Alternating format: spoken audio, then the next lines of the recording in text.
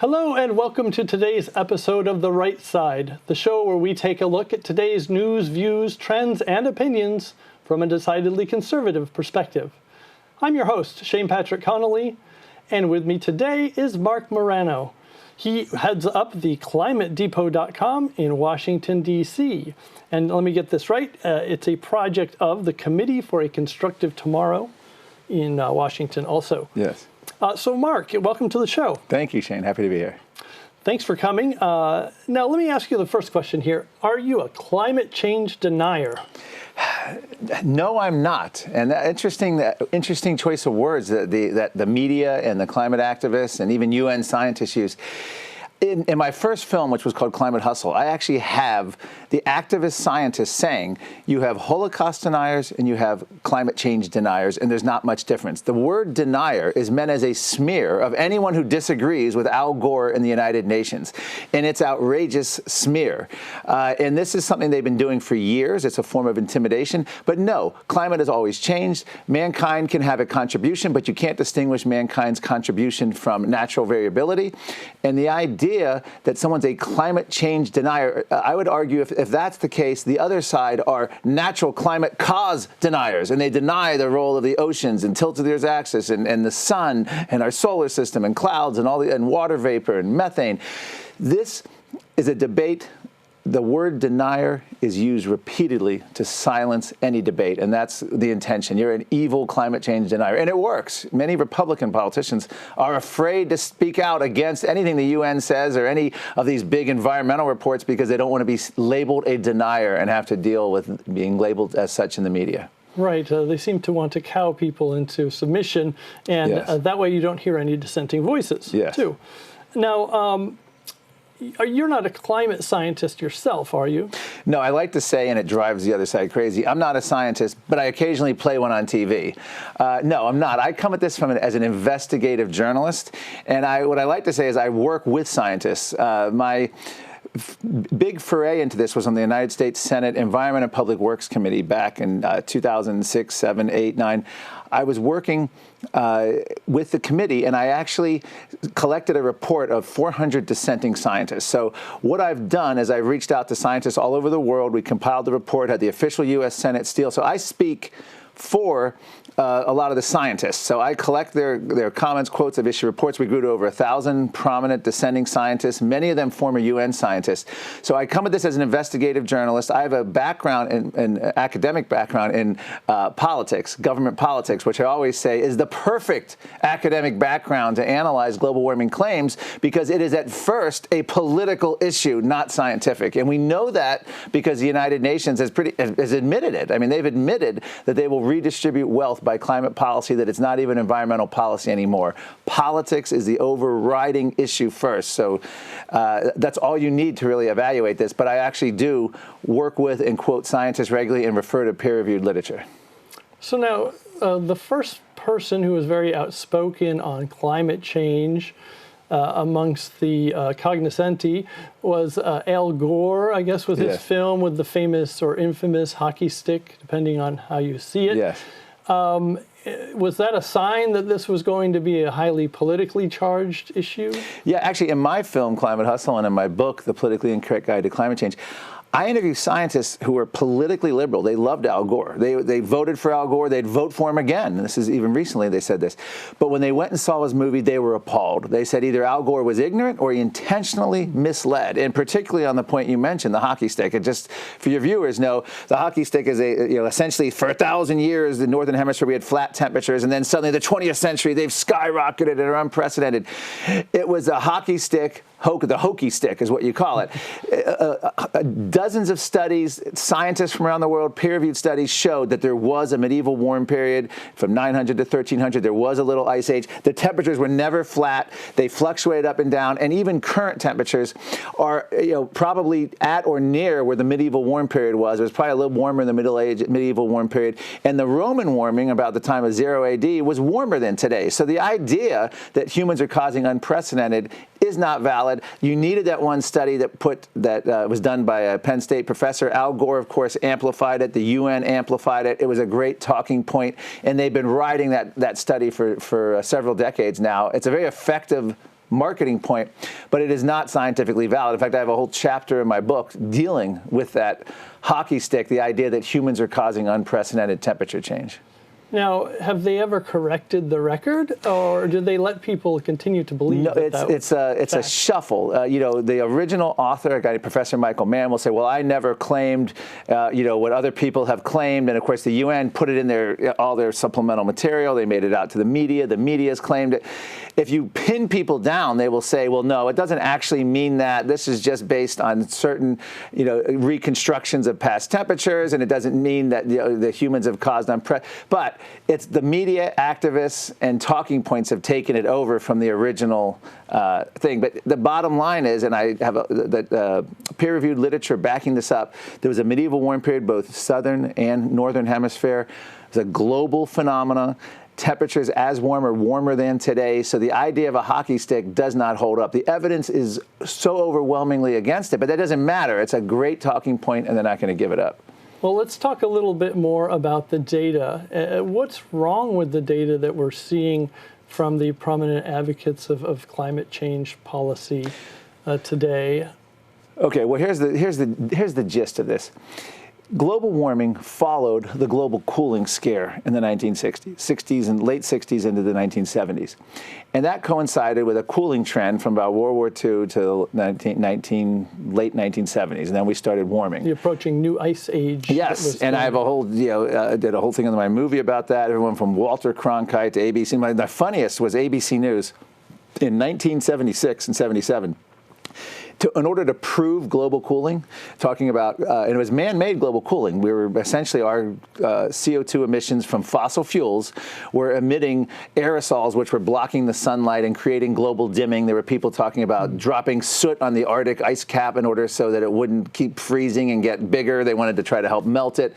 But in ABC News in the 1970s used the lowly armadillo as an animal. So they were saying it had to migrate south because of the cold temperatures, and it had to go get warmer. And that became the mascot. And there was articles on it. ABC did several segments on it. Fast forward, the same network, ABC News in the 1970s, used the armadillo as proof of global warming. And you know what? This time, the armadillo had to migrate north because it was getting too hot for it. All a big, fancy way of saying that climate changes. Now, you ask what's wrong with it. What I'm getting at is, in the 1988, everything changed. That's when the UN panel started. And the United Nations looked at this as a climate panel, how CO2 is driving dangerous climate change, essentially their mission.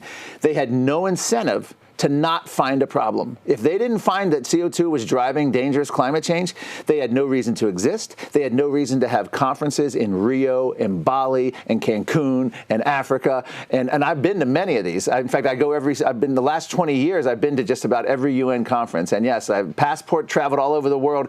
It is the most decadent display of all these people that go into all these countries, the UN bureaucrats and delegates, and they hold a big party every year to talk about saving the earth. But anyway. And I assume they don't walk there. No, they don't. It's a huge carbon footprint all around. The airports are clogged with private jets of all the celebrities, everyone from Leonardo DiCaprio, Al Gore, Harrison Ford.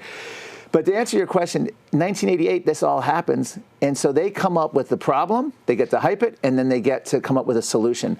So that's where they went wrong on this whole issue. So just to give you a flip back on that, there are hundreds of factors that influence climate, and this is what the dissenting scientists say. CO2 is but one of these factors, and you can't distinguish CO2's impact from natural factors. The idea that we can focus on one factor out of hundreds and then tweak it, the human emission of CO2, and then come up with a predictable result is scientific nonsense. So that's the bottom line, is hundreds of factors influence climate. The UN is denying natural causational factors, and all their models view CO2 as a control knob. So any change in temperature becomes, this is the fingerprint of human-caused temperature. So It's politics, it's ideology, it's agenda, it's self-interest. The UN has no incentive, and we know this from the ClimateGate scandal, no incentive to allow solar studies, oceans, and they actually talk about suppressing the solar scientists, threatening journal editors who published studies that broke with the United Nations narrative on climate. It was a campaign cause. They didn't want anything to get in the way of their messaging, and they ran it as though it was a political campaign, and they were suppressing, and they would even force out scientists, UN scientists, who then later became against the UN. So that's what's wrong. They've turned the science on its head, and they've made it predetermined in a sense. UN leaders have actually said, wait till the next report. This is years ahead. Wait till the next report in several years. It'll be so alarming. The world will have to act on climate. So that's where they're coming from. It's, would people accept the CIA saying the weapons of mass destruction are so overwhelming that we're going to have to? That was the CIA and other national security tried to make those claims. Everyone was skeptical, but when they say it on climate, somehow the academia, the media, everyone just accepts it. And if you question any aspect, you're an evil denier. Interesting. And that came out of the previous administration. Do we still see that in the current administration? Unfortunately, it's a complicated picture. We had the reason we're in this mess is 1992. Republican President George H.W. Bush went to the Rio United Nations Earth Summit and signed on to the Rio Summit. And it sounded innocuous at the time. In fact, his chief of staff, John Sununu, don't worry, we're not going to give anything away. This is it. And Bush was in an election year. He didn't want to be seen as against the environment. It got ratified in the Senate, and that led to this whole United Nations treaty process, at least the U.S.'s role in it. Kyoto Protocol, Copenhagen, eventually leading to the Paris Agreement, which we signed. So to answer your question, George W. Bush rubber-stamped, accepted all the UN reports. Donald Trump still rubber-stamps in his administration and accepts the UN reports. And he's signaled our intent to get out of the Paris Agreement. But no, we're not really out of it until after the next election. And if Donald Trump's not reelected, we're right back in, not only where Obama had us with all this meaningless and silly legislation that's overly restrictive in order to save the planet, but we're going to be going much beyond that. And what do I mean by that? AOC, Ocasio-Cortez, and other Democrats, Bernie Sanders, are now literally referring to Joe Biden, who wants to go back to Obama's policies. They're calling him a climate denier. They're calling Nancy Pelosi a climate denier. They're calling Dianne Feinstein, California senator, a climate delayer. They are now seen as the conservative deniers, and they want to go way beyond that. And the Green New Deal is coming if the next president if Donald Trump loses the next election. I'm not here to campaign for Donald Trump. I'm just saying that's how close we are. This is a reality. We shouldn't laugh this off. We're very close to this becoming reality because it's going to be one of the first things they pass, and it'll be like the health care bill. We don't know what's in it. We won't know what's in it until after we voted for it. That's what Nancy Pelosi said about Obamacare, and that's what we're going to be looking at with the Green New Deal. Well, as it's proposed, the Green New Deal contains elements that really have nothing to do with climate at all. Student loan forgiveness and other things like that. Well, I testified on Capitol Hill in February 2019 on this very issue, and I went back to the 19th century to show all the tipping points, very similar rhetoric. But beginning in the 1960s and 70s, when the environmental movement became radicalized to the left, starting with the overpopulation scare, which has been totally debunked, and all the resource scarcity and everything else, no matter the environmental scare for the last 4 decades, it's always been the same solution. Wealth redistribution, central planning, sovereignty limiting treaties, restrictions on human activity, freedom, and lifestyles. That's what it's always been about. All global warming is the latest environmental scare to go after the same solutions. The Green New Deal is not green. As you mentioned, it's got nothing to do with the environment. It's not new. Back in at least a decade or more ago, the United Nations actually used that phrase and proposed it. And it's not a deal at all. It's a raw deal because it would have no impact. This is important. Even if you believe and worship at the altar of the United Nations and believe everything Al Gore has ever said, the Green New Deal, not only would it not have an impact on global temperature storms, according to their own science, it wouldn't even impact global emissions. It is a big nothing. In other words, all the strategies offered by the United States, EPA, United Nations, and Green New Deal would have no impact on the climate, even if carbon dioxide were the control knob. So it's a huge exercise in futility, which makes you scratch your head and say, why are they doing it? Because it's not about climate control. It's about human control. And we have I interviewed the head of the United Nations, Cristina Figueres, who's now stepped down from that a few years ago, but she said, we seek a centralized transformation that will make life on planet Earth very different in order to stop climate change. That's what the United Nations, they call openly for global governance. The head of the climate panel said, quote, and I'm quoting, global warming is my religion, unquote. This was the head of the guy who was the AP described as the top climatologist of the UN. That's his motivation and ideology. That's what we're dealing with here. And they're doing it now with species. Just the last couple of weeks, the species report came out. Same, just ridiculous, silly model. UN bureaucrats, politicians have to agree line by line to the summary for policymakers, and then the scientists who work on it have to change the underlying report to agree to what the UN politicians. It's the most unbelievable process. If anyone takes the time to look at it, and they extrapolated thousands of species at risk to 1 million in order to get headlines, and they have no supporting support for that. So this is where they are. That's the process. That's how we got into this. And to answer the question bluntly, we are really into this because the lack of conservative and Republican opposition. And it's happening right now, even on species. It's happening on climate. Republican presidents, both Bushes, every Republican nominee other than Trump, you know, in terms of McCain, Romney, all were timid and afraid to ever stand up to this. And I don't see it. I see it continuing once President Trump passes from the scene one way or another. And I think that's the problem. We have no one to oppose this, and they know it. So they beat us into intimidation and submission. So my mission is to arm people with some simple facts. You don't have to be a scientist to understand this con being perpetrated by the United Nations, by Al Gore, by the Green New Deal, by Obama's EPA, and it just goes on and on from there. So this is really an organizing principle of the left, and using a climate scare to get their agenda, which has been unwavering for the last four or five decades. Okay, and it sounds very unscientific if you come up with your conclusion, yes, and then you work backwards from it. That's interesting. The specialty. Now, just to touch back on the climate data question again, yes. I was asked to make sure that we got in a question about adjustments to ground-based temperature measurement. And it's amazing. It's absolutely amazing what they've done. We had a global warming pause or standstill going on almost 2 decades. It ended up in like 19 years in the satellite data. And what happened? The United States government decided that they were going to go back and say they didn't like it because scientists after scientists would testify on Capitol Hill, you know, skeptical scientists, there was articles, there was analysis. They at one point came up with over 60 excuses to explain this halt in temperatures because the temperature was supposed to be going a runaway. So they finally said enough of this. Right before the United Nations Paris Climate Agreement, time just miraculously rushed through peer review. Obama's top scientists and ideological activists, they got it in and they went back and they said, we reviewed all the satellite data from the last 10, 15 years, and you know what? We found that we underestimated some temperature. We made some adjustments. We fixed it all. And guess what? There never was a pause. It's gone. Get your magic white out. It's gone. Get your eraser out. Never existed. The media went bonkers. The skeptics associated with the skeptics' favorite talking point has been wiped out on the eve of the historic summit to save the planet. This is how they do it. And it turns out, what company, if you were running if you had investors on Wall Street and you had a company, you were taking 19 years of losses, bloodbath, you're in debt, you had no money, and then you say, hey, guess what? We hired a new accountant, they've gone back all our books, we were off, we now have record surpluses, don't worry, invest in us, we have great. Would anyone accept that excuse? But it was accepted, and then there's all kinds of congressional investigations into how they erased this old data. They said they'd miscalculated temperatures, and the lead scientist on it ended up retiring, and then it just sort of fizzled away.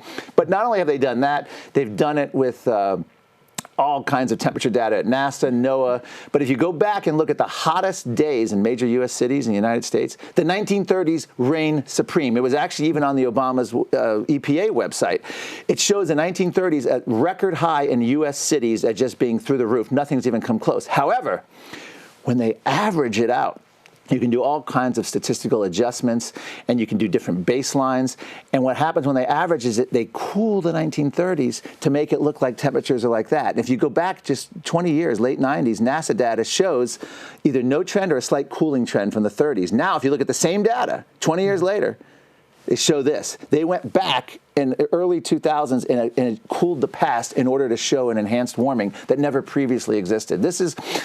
It's just how it's done. Now, it's not necessarily, there's all kinds of adjustments and statistics you can do, but they're always, in their minds, it can only be one way because it has to agree with models. So it doesn't make sense. If the Earth isn't warming, there must be something wrong with the actual data because it doesn't agree with the model, so they go back and change it. It's a whole nother aspect of the climate debate. How does like an urban heat island And that's a separate issue, yes. And in fact, there's a study out just recently validating that in a peer-reviewed journal. The idea is all of these thermometers, especially if you go back, which is even more impressive in the 1930s, there was less urbanization back then and less suburban. So what happens is when you have cities of concrete and tar and asphalt, it absorbs all that heat, and you get any state, you're going to have hotter cities and cooler suburbs and countryside. So all these thermometers were next to air conditioners, heat vents on hot asphalt, and they weren't making the proper adjustments or reciting the thermometers. So that was another way that they got, oh, look at this, the temperature is even hotter. And that's a relatively recent phenomenon when they started doing this the last several decades. But that's another aspect to this that was never accurately done. But it's, again, all to show an enhanced recent warming because they want it to agree with their predictions. Now, have you heard of Michael Shellenberger? Michael Shellenberger is a fascinating case. This is a guy who was Time Magazine's hero of the environment. And he was a committed climate activist, environment all across the board. He couldn't understand, as a climate activist, why the environmental left didn't support nuclear. So he started looking deeper into it. I won't say he's a climate skeptic now, but he certainly sounds more open to it. But he is now bashing solar, wind, and the entire environmental left, and he's become a heretic, if you will, and is probably one of the most important environmental voices out there right now, and he's California grown. I believe he's in San Francisco area. Well, and he's a self-proclaimed progressive. He's a progressive, he's out yes. of Berkeley. He's a fascinating character, and he goes through the birds killing by windmills, all the land space you need. In fact, he just touted the other day on Twitter, this is an interesting concept.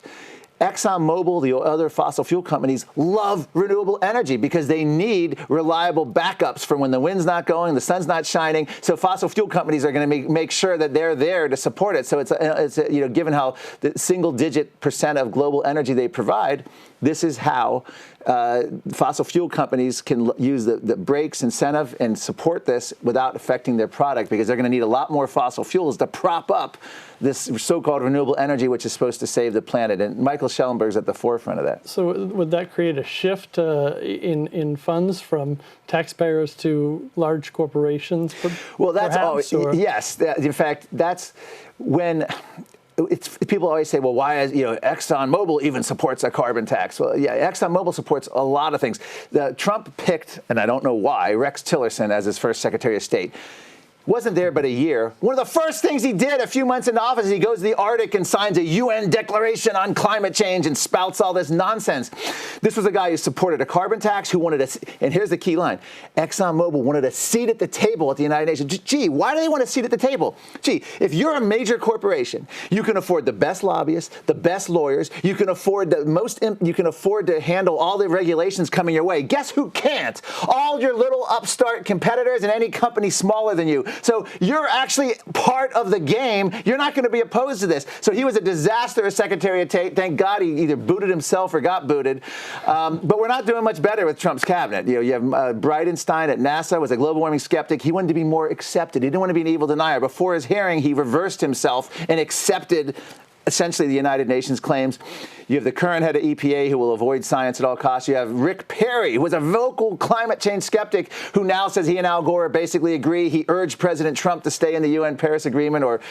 So it's powerful. Even Trump administration can't stand up on the science. They'll stand up on, we don't want more regulation, we don't want economic costs. But that's an incomplete way to fight. It's like fighting with your arm, at least one arm tied behind your back. You're not going to win because you got to go after and expose what is happening here. And what's happening here is this is a concerted political agenda using a climate scare either through Green New Deal or UN regulations, and now they're doing it with species scare of 1 million species extrapolated from a few thousand with no basis and no information on it. This is how they do it, and that's what I'm going to be talking here in California about. So now, how do we find out more about your work on this topic? I know you've written books, as you mentioned. You have films.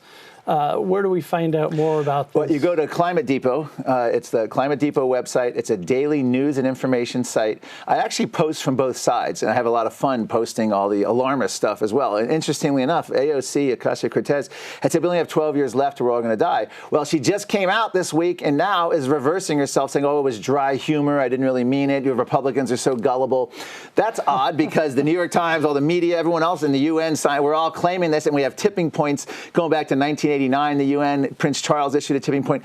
They've always done that cheap, low-grade sale tag. Act now before it's too late. And it is. It's like a mob protection racket. They come to you and they say, we're going to have worse storms, flooding, tornadoes, hurricanes, unless we pay now. And if we pay now, it'll be much cheaper than later on. So we need to, this is like, so in other words, pay us and we'll keep the climate off you. We'll protect you from those climate. You know, it's like you're a small business owner and they come in and say, hey, something bad to happen to your store, you got to pay your protection money. That's carbon taxes, that's Green New Deal, that's the UN treaty. If people can see it that way, and I don't say it, oh, this conservative critic or this, no, I use the United Nations' own words. In my book, I go through and have all of their quotes, and there's shocking examples of them openly admitting this.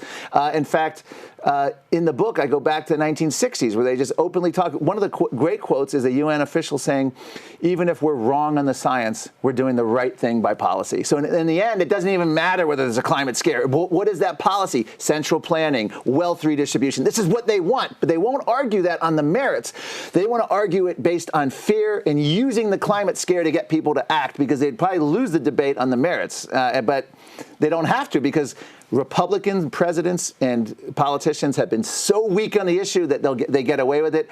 And I don't see much change because the Trump administration has been fantastic, best you could ever ask for on this issue. But they just stopped short of that critical component, and he's now surrounded. In fact, he's talking about a presidential commission on climate, and the problem with that is most of his advisors are against it. They see it as a quagmire like Vietnam. They don't get it. They just don't want the controversy, and that's how the left and the climate activists advance, and I expect them to continue advancing. Well, we could probably talk to you for hours about this, but unfortunately we only have a 30-minute show today. Okay. So I really appreciate having you here today with us. Thank you. I know that folks who are members of the Liberty Forum are going to go and see you speak, and that is at the IFES Hall, 432 Sterling Road, Mountain View, California. And in June, we'll have Damian Schiff, senior attorney at Pacific Legal Foundation, which focuses on private property rights and individual liberty. They also have July Kathy Platoni, a witness to the 2009 Fort Hood shooting, and she'll be talking about what really happened there. And finally, Andrew McCarthy, a columnist for National Review, who served as assistant U.S. attorney. And we'll be hearing from all of them in upcoming months, and we'll be hearing from you sooner. So thank you very much. All right. Thank you, Shane. Appreciate it. And thank you for joining us on The Right Side, brought to you by the Liberty Forum.